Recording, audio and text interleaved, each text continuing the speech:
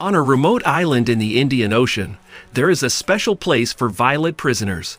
All prisoners sent to the island are serving life sentences, which means they will be on the island forever. It is known that there are 12 countries that have been sending their prisoners to the island, including Indonesia. A woman and her daughter were being chased by a group of prisoners. She tried to fight off those who were chasing her, and she managed to beat some of them. But due to being outnumbered, she was caught. She then told her daughter Jin to run away while she tried to fight those people. Out of the blue, a prisoner who had just arrived on the island appeared and helped Jin and her mother fight against those men. He is an ex-cop named Yule. Yule was an Interpol agent who was convicted of slaughtering the family of a mafia boss. Yule then eliminated those bad guys one by one to save Jin and her mom. After successfully taking down all of his opponents, Yule then asked one of them about someone named Kun. Kun was the boss of the prisoners who were after Jin and her mom. Upon hearing Kun's name, that man said that he was more afraid of Kun than Yule. Yule ended up killing him. We'll talk a little bit about Kun. He is a former mafia chief who is now the sole ruler of the island. He is also known to be very cruel, especially since on this island there are no rules prohibiting them from killing each other. Jin then removed the clothes that tied Yule, and then she said that her mother must know where Kun was, so Yule had to help her take her mother to their group's hideout. When they got there, it turned out that a lot of people were hiding in that secret place because they were afraid of the brutality of Kun's group. Here, they were led by a man named Bawu. Bawu was about to kick Yule out of their shelter, but fortunately, Jin was quick to explain that Yule was the one who had just helped her and her mom. Later that night, Bawu scolded Jin for playing too far away and getting caught by Kun's men, and for that even her mom had to be a victim.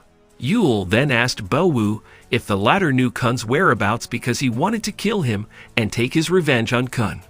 Bawu was stunned to hear Yule's words, considering that Kun was the ruler of the island and a particularly violent one. It's revealed that Yule has a grudge against Kun because he was the one who killed Yule's daughter and wife. Bawu then mentioned that Jin's mom might know Kun's whereabouts. Bawu then asked Yule a few questions, but Yule remained silent and just walked away.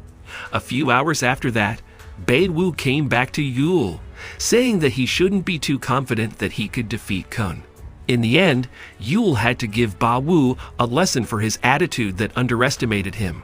The next morning, to Jin's delight, her mom recovered. Jin then apologized to her mom, as her actions had endangered her life. The moment she saw Yule, Jin's mother, Meili, pointed her weapon at Yule. As it turned out, Yule was the one who had sent Meili to this island with her husband when she was still pregnant with Jin. Meili and her husband were used to being hitmen who had killed dozens of people, so they were sent to this island to serve their sentences. Jin was born on the island because no one knew that Meili was pregnant. Yule then said that he would leave their hideout as long as Meili told him where Kun was. Meili then replied that Kun's base was located next to the volcano. Later that afternoon, Yule made his way to the volcano in search of Kun and was surprised to find Jin caught in a trap behind him. "I know a shortcut to the volcano," Jin said. In the end, Yule had to save Jin again. Jin then told Yule that she also had the same grudge against Kun. Jin's father used to be the ruler of this island after he made a decision to live peacefully with the other prisoners on the island, until one day Kun came and killed her father and all of his friends. In the meantime, while Bawu and Meili were having a conversation, Jin was reportedly missing and probably went with Yule to get revenge on Kun. Along the way, Jin accidentally stumbled upon some people from her group who seemed to have just been beaten up by Kun's men. A few moments later, some men grabbed her, but Yule did nothing because, at the same time, he found a doll that looked exactly like his daughter's. He daydreamed as he looked at the doll. Once he realized that Jin might be in danger, Yule chased after those who had taken the little girl. Yule's chase led him to an abandoned building. There were several people held captive in the building by Kun's men. Yule then killed all Kun's men who guarded that place. After destroying dozens of Kun's men, Yule then entered the second building, and there he again had to deal with Kun's men.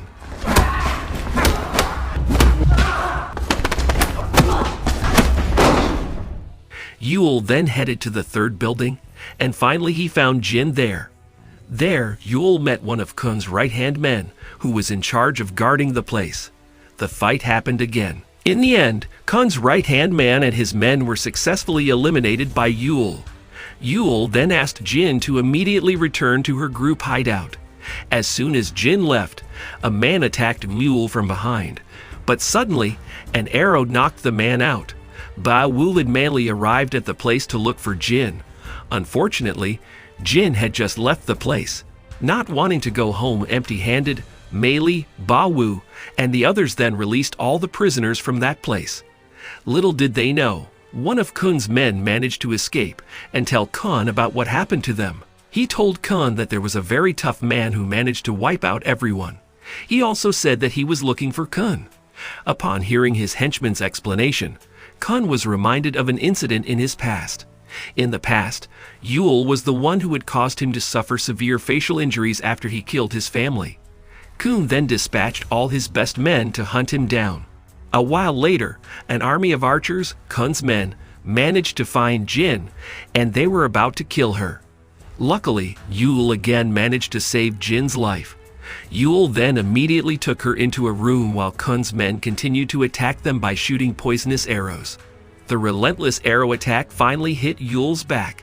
Thankfully, Mei arrived on the scene, and she managed to take out all of Kun's men. Mei then went to Jin and said how happy she was that Jin was fine.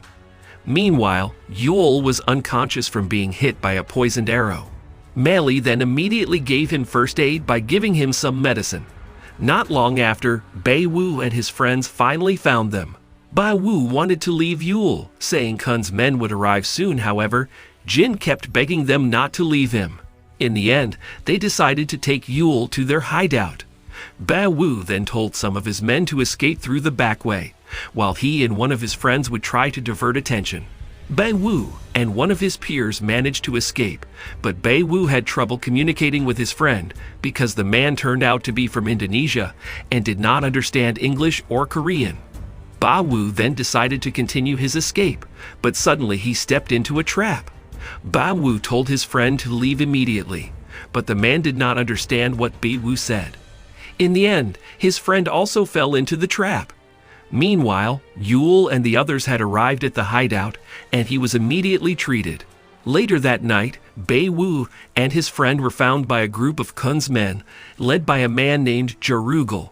Jarugal then ordered his men to kill Bai Wu's friend, while they would release Bai Wu on the condition that Bai Wu would hand Yule over to him. The next morning, Bai Wu rushed back to the hideout, and before he knew it, Jarugal and his men were following him. Bai Wu was shocked to learn that Jarugal and his men had come to his group's hideout. Jarugal asked where Yule was, but no one answered him. In the end, he ordered his men to start the attack. While outside, a fierce battle was taking place, and Yule was still lying weak from the wounds he suffered. One by one, Bai Wu's group members were defeated by Jarugal's men. As for Mei, she tried with all her might to fight Jarugal and his men. However, Jarugal was not her match because Jarugal was very tough. In the end, Jarugal was able to easily knock her down. Bai Wu couldn't bear to see Mei treated so harshly by Jarugal, so he attacked Jarugal, but somehow Jarugal managed to turn the tables and kill Bai Wu. Finally, Yule woke up, and he was ready to fight Jarugal and all his men.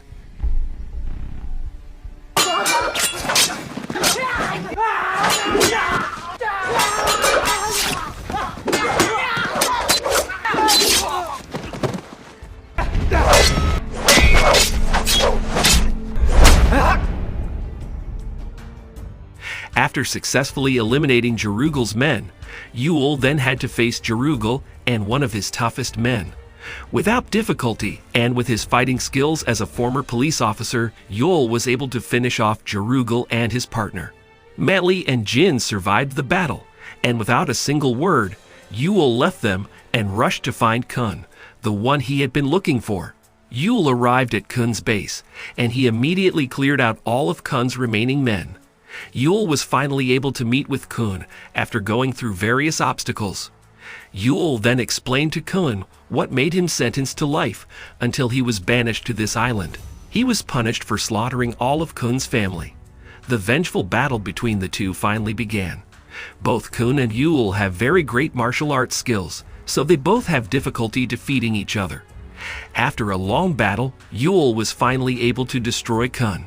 At the end of the story, Jin is seen waiting for Yule's arrival on the beach, and on the other hand, Yule is standing on the edge of the cliff after successfully taking his revenge.